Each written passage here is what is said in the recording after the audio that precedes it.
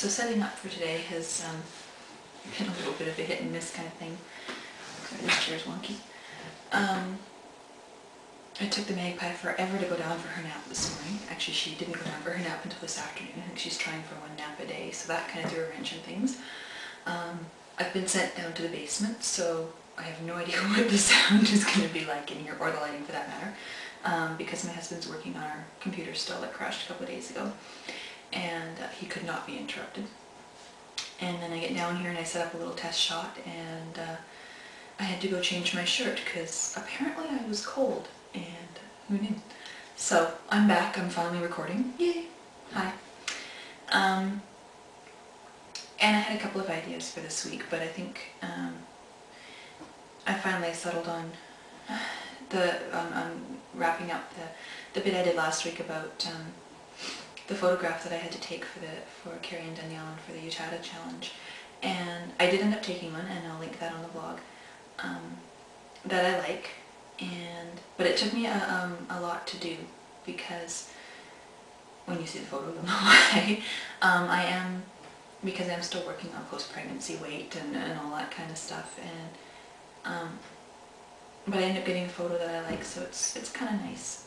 It was a good exercise to do, and at the time I thought it was difficult.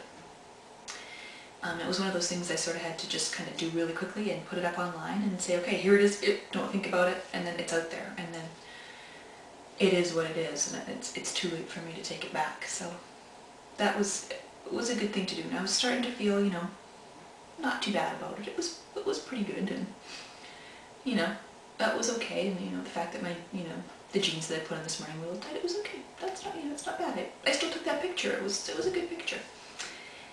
And then we get to the grocery store this morning, and we're walking through, and there's a couple at the till next to us, and they're flipping through a magazine, like one of those People Are in Touch, or one of those, you know, paparazzi photograph filled magazines.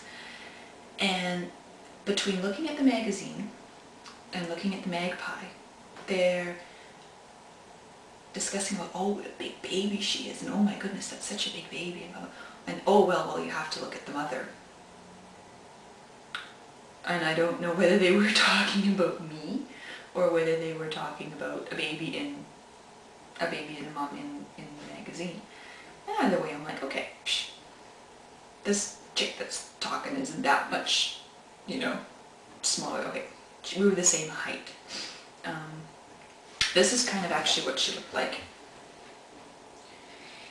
The very skinny chick. But, you know, she wasn't, you know, ridiculously tiny or anything. So I'm thinking she was talking about the magazine, because I'm like, okay, whatever.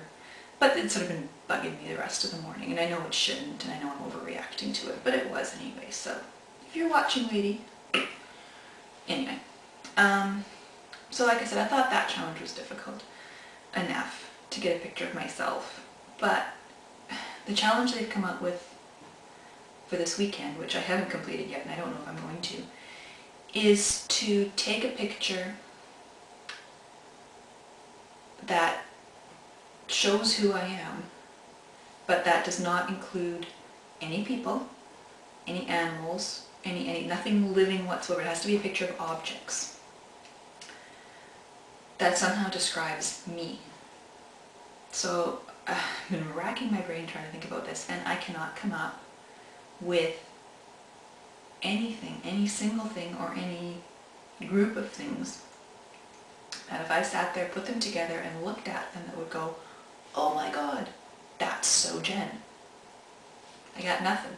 Nothing that would distinguish me any more than any of the other pictures that have already been put up. I mean, people have put up pictures of their iPods, or pictures, you know, of a coffee cup and a book, you know, and all that, you know, like obvious, or not obvious, but maybe generic kind of stuff. And I'm sure the title of the book is very profound to them, or that's a favorite coffee cup, or something that would mean, you know, something to them. And maybe that's all they're looking for, and I'm sure, yeah, I could probably come up with a couple of things like that. But even necessarily to people that know me, there's I'm trying to think of what it could possibly be that would set me, you know, set the photograph apart to say, okay, that only could have been taken by Jen. I mean, unless it's like, you know, the piles of recycling that are sitting in my kitchen that haven't gone out yet. I mean, that's very me. My carpet in the back room that hasn't been vacuumed in a couple of weeks, that would be very me. The content, actually, you know what? My fridge. My fridge would be very me. That might do it. That could actually do it.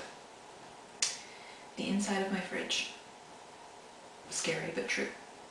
I might have to post that. You can keep an eye on my Flickr account and see if that shows up. I don't know. I mean, I guess maybe there's just nothing that unique about me.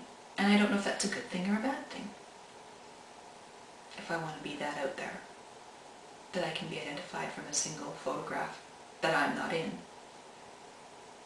But on the other hand, you know, you'd like to think that there's something about you. I don't know. Anyway, that's it for this week. I'm keeping it much shorter than last week. I do apologize for those few of you that did sit through that horribly long diatribe. I'm cutting it off here. Check the blog, take a look at the pictures, tell me what you think, and we'll save the teeth post for next week. See you later.